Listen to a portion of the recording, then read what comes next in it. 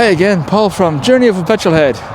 This time around we're reviewing a 2014 Jaguar XF 3-litre diesel S Portfolio. And here it is. And I gotta tell you, what a great colour this car is. Lovely red, great 20-inch wheels, really nice face on this car with xenon headlamps, front parking sensors, rear parking sensors, rear camera. This car is really nice. It's also got folding wing mirrors.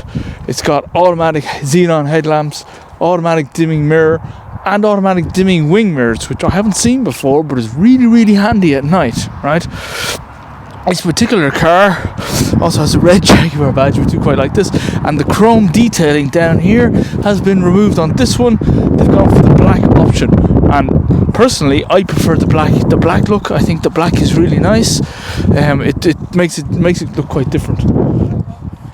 In this particular XF Phase 2, what they've done is they've changed the headlights, so we no longer have the big cutout in the bonnet for the circular part of the headlight, and we have better LED strips along here. And in fact, if we take the key and hit the buttons, you might be able to see on the lights, it doesn't actually show us the LED strips. That's a bit of a shame. There you go. So they're nicely lit along here, the LED running lights. We have xenon headlights and we have projector bulbs here. There's no front fog lights in this particular car, but this particular car doesn't need them. The headlights are amazing when you're driving in this particular model. You notice the wing mirrors fold when the car locks, and we have nice spoilers along the front here. Nice built-in spoilers onto the bumpers. It's quite an aggressive looking car, and it's a really nice car to drive. You may be asking yourself, why is the registration plate blanked out? I actually own this particular car. This is my car, my daily driver, and it's one of the best cars I've had. I've had some fantastic cars over the years. This particular one is way up there. The Nissan 350Z that I had for many years, which was the best car I ever had, in my opinion, has been superseded by this particular XF, this being the Portfolio S 275 horsepower model, twin turbo. Now they do the turbos differently in this one. Jaguar used the big turbo to give the car the oomph up to 2800 RPM,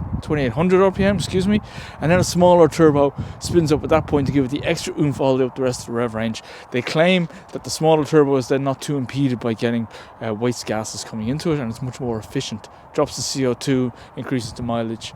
All I can tell you is, fantastic car to drive. You'll see on the driving video coming up now shortly. It's a really nice car to drive. Okay, so let's have a look inside the engine bay on the XF diesel, and we'll see how easy it is to maintain the user parts. The catch is just to the left as you look at the car of the badge. The first thing you see is this is quite a full engine bay. There's not a lot of room in this engine bay because it's a big engine. The next thing that pops out in front of us here is the steering fluid. Right, that's easy. Okay, you can see the levels here. You can see through the actual container. That's quite simple to understand how much steering fluid you have. So I like that. Oil filler cap. That's easy enough to get to. There is no dipstick, as you'll notice, but that's because when you turn the car on from the ignition, you can actually check the level using the dashboard. So that's nice. You don't have to be out in the rain or get your hands dirty or what have you. Over here we have the air filter. This air filter is tricky to change when these catches get stuck, and there's two more catches buried way down there. It's not an easy air filter to get to. That takes a bit of work. The headlights are in here, but these are xenon bulbs, as I believe they are in all XFs. So better to be changed by an expert rather than user serviceable. That's fine. Over here we have the washer fluid. Nice and easy, big nozzle to pour it into. That's grand. And then buried in here under its own separate cover is the brake fluid reservoir. And that's in there. Bit hard to see what level you have, but it's out of the way and it's not too bad. Now, the only other thing we have here you may notice are these airbags. Why are there airbags in the engine bay under the bonnet? The idea is if you whack into a pedestrian, it will raise the bonnet and give the pedestrian a nicer landing, supposedly. It's a new thing in Euro NCAP safety.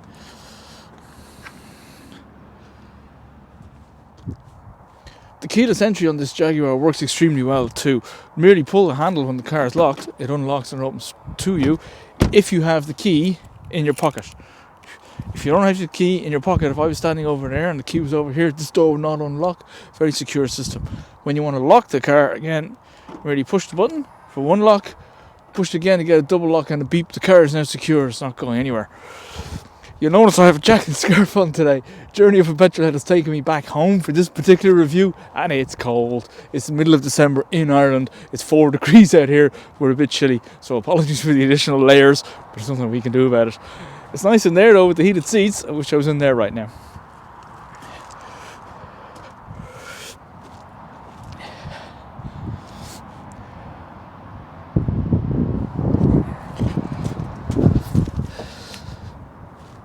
The tyres on this particular car are Dunlop SP Sport Max, and they're on 20-inch rims. There's amazing grip off these 255 tyres. They really grip the road well.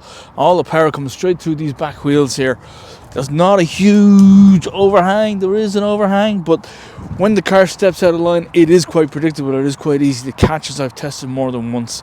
So it is very nice to deliver the power. It's nice to drive, and I do like the way the whole roofline just swoops down and into this little boot lid here with the lip spoiler. The profile looks good, the front looks good, the back looks good. This is one of the best looking cars on the road today, I think, and I preferred the style of this to what Jaguar used to do many years ago. The double headlights are nice, but this has moved the game on a bit. Now, you'll notice the S badge, where all the magic happens in this particular model. S gives us the 275 horsepower. I really like the chrome exhaust pipes. I think they look the business, and there's a diffuser here underneath the bumper. Never had a car with that before. I'm not sure how active it actually is, but it looks fantastic. Jaguar say the swooping roofline and the little boot lid here give this car fantastic aerodynamics and great road holding. Good downforce coming on the back end. There really is. This car really grips the road very well. There's no doubt about that. The handling on this car, really sublime. Parking sensors as well, and we've a reverse camera under here, so this car is actually really simple to park. It looks quite big, it looks like it might be hard to park, but it isn't. It's quite simple to park.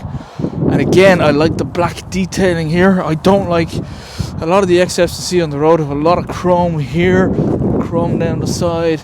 I don't particularly like all the chrome. Each to his own, I guess. I think the black makes it look more aggressive on the road, and I like the stance of this particular car as it's not moving here. I think it just looks fantastic. There's not much else to say about the exterior at this point. Don't forget to follow the next video, because on the next video we're going to take this baby for a drive and I'll tell you all about it. Okay, like and subscribe. Get to the next video. Thanks guys.